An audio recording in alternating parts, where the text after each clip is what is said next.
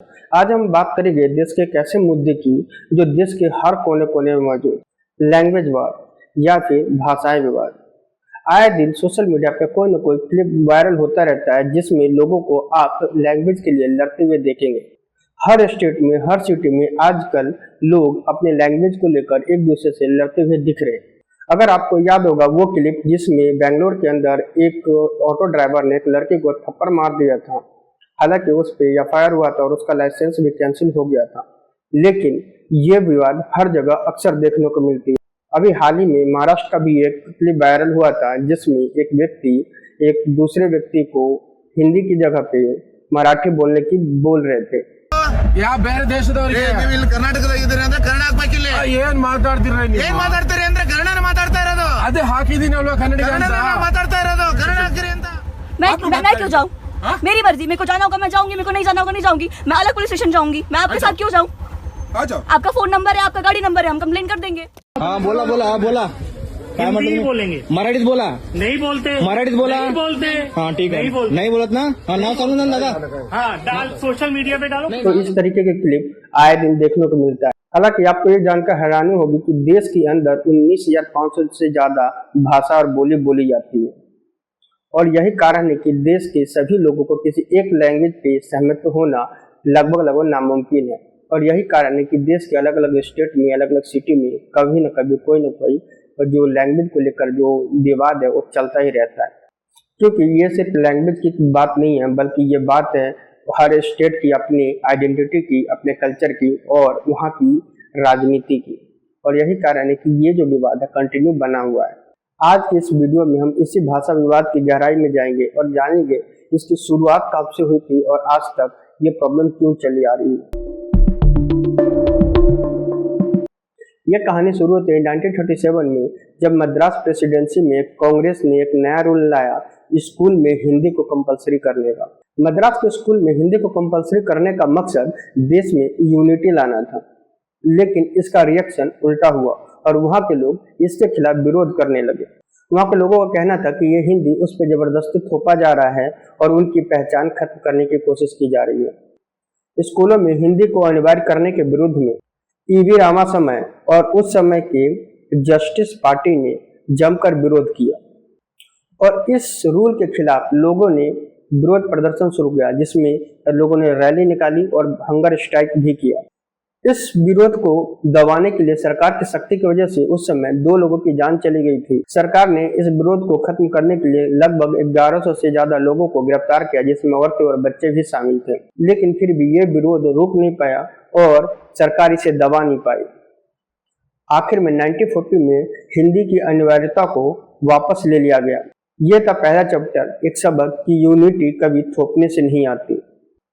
अब सवाल ये उठता है कि आज़ादी के दौरान आखिर हिंदी को इतना क्यों फैलाया जाने लगा कि लोगों को ऐसा लगने लगा कि हिंदी उस पर जबरदस्ती थोपी जा रही है और उनके कल्चर और उनके लैंग्वेज को खत्म करने की कोशिश की जा रही है। आखिर क्या जरूरत थी हिंदी को इतना फैलाने की।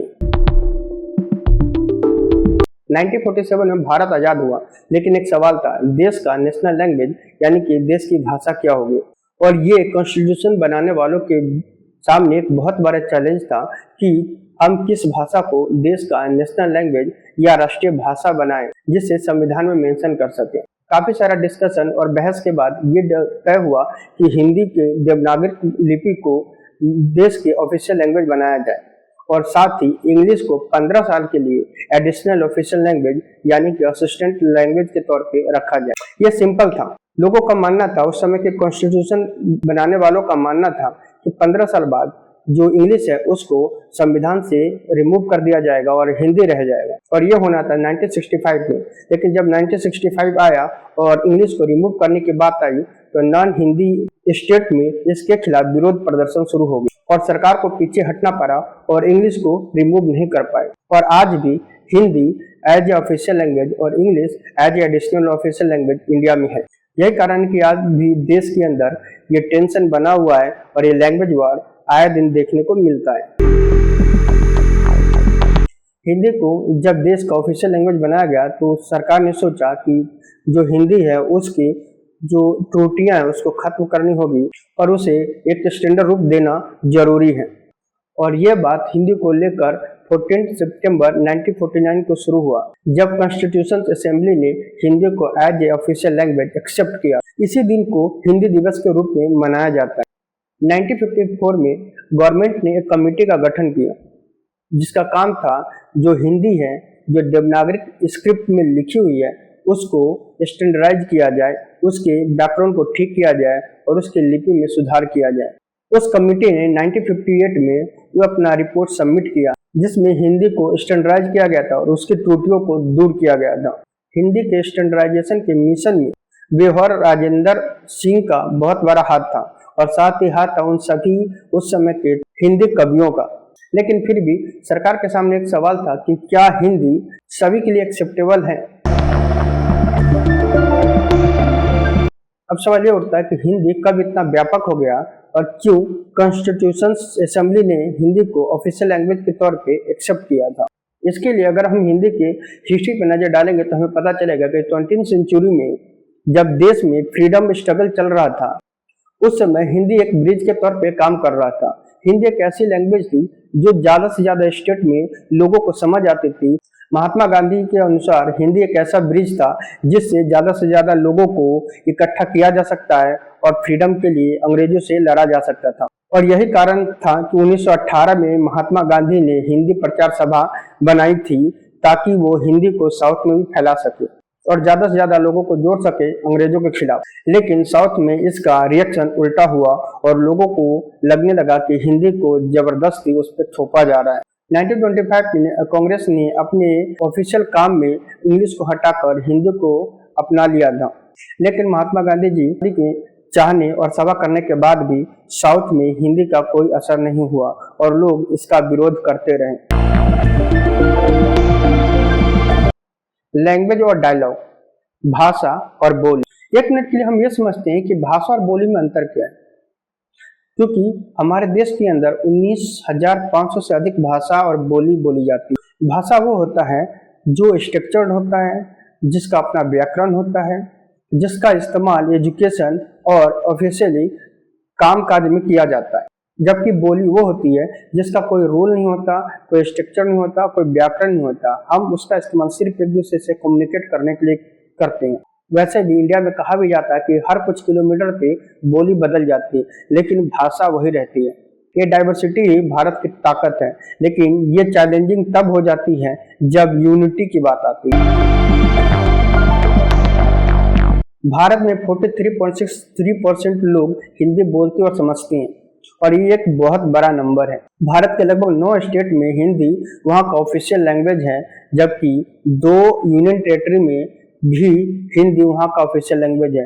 इसके अलावा हिंदी अन्य स्टेट का भी एडिशनल ऑफिशियल लैंग्वेज के तौर पे इस्तेमाल होता है, जैसे कि गुजरात और बंगाल। इस हिसाब से अगर आप देखें तो हिंदी व्यापक तौर पे इंडिया की मोस्ट ऑफ पीपल बोलते और समझते हैं। लेकिन अगर आपको लगता है कि हिंदी जो कि इतने व्यापक तौर पे इंडिया के अंदर, भारत के अंदर लोग बोलते और समझते हैं, वो देश का नेशनल लैंग्वेज है, तो आप गलत है। क्योंकि देश के अंदर कोई भी नेशनल लैंग्वेज डिक्लेयर नहीं किया गया है। देश का अपना कोई नेशनल लैंग्वेज ही नहीं है। हालांकि देश के अंदर 22 ऑफिशियल लैंग्वेज है, जिसमें हिंदी और इंग्लिश के साथ इंग्लिश जो एडिशनल ऑफिशियल लैंग्वेज है उसके साथ 20 रीजनल लैंग्वेज शामिल है, जिसमें बंगाली, गुजराती, मराठी, तमिल, तेलुगु आदि शामिल है। लेकिन अब सवाल ये उठता है कि जो ये 22 ऑफिशियल लैंग्वेज है, ये बैलेंस के तौर पे देश में काम करता है लैंग्वेज को लेकर, लेकिन क्या ये बैलेंस परफेक्ट है? अब बात करते हैं नॉर्थ और साउथ के लैंग्वेज प्रॉब्लम के बारे में। नॉर्थ के अंदर हिंदी एक कॉमन लैंग्वेज है, जिसके थ्रू आप ऑलमोस्ट सभी नॉर्थ इंडियन स्टेट में जाकर आप किसी से भी कम्युनिकेट कर सकते हैं, वहाँ काम कर सकते हैं और वहाँ के लोगों से बातचीत कर सकते हैं। लेकिन अगर हम बात करें साउथ की, तो साउथ के अंदर कोई भी ऐसा कॉमन लैंग्वेज नहीं है जिसके थ्रू आप साउथ में जाकर हर स्टेट में उस कॉमन लैंग्वेज से सबके साथ कम्युनिकेट कर सके। हर तरफ हर स्टेट का अपनी भाषा और अपनी लैंग्वेज को लेकर अपना ही लॉजिक है, जो कि सही भी है। हर स्टेट का, हर सिटी का अपना लैंग्वेज महत्वपूर्ण है और सभी अपने लैंग्वेज को अपने कल्चर से जोड़कर देख रहे हैं, और जो कि 100% सही है। मेरा मानना है कि जब भी हम अपने देश से बाहर जाते हैं और जिस तरीके से वहाँ की लैंग्वेज सीखते हैं और वहाँ जाकर काम करते हैं या रहते हैं, उसी तरीके से हमें अपने देश के अंदर जब भी हम किसी और स्टेट में जाते हैं और सेटल होने की बात करते हैं तो हमें वहाँ की लैंग्वेज सीखनी चाहिए और साथ ही वहाँ के कल्चर में इन्वॉल्व होने चाहिए, ताकि वहाँ के लोगों को भी आपको एक्सेप्ट करने में इजी हो और आपको भी वहाँ रहने में, वहाँ के कल्चर को एंजॉय करने में मजा आए। जब हम बाहर जाने के लिए दूसरे देश की लैंग्वेज सीख सकते हैं तो अपने देश में इतनी सारी लैंग्वेज हम उसको क्यों नहीं सीख सकते। मेरा तो यही राय है, आपकी क्या राय है आप हमें कमेंट बॉक्स में जरूर लिखें।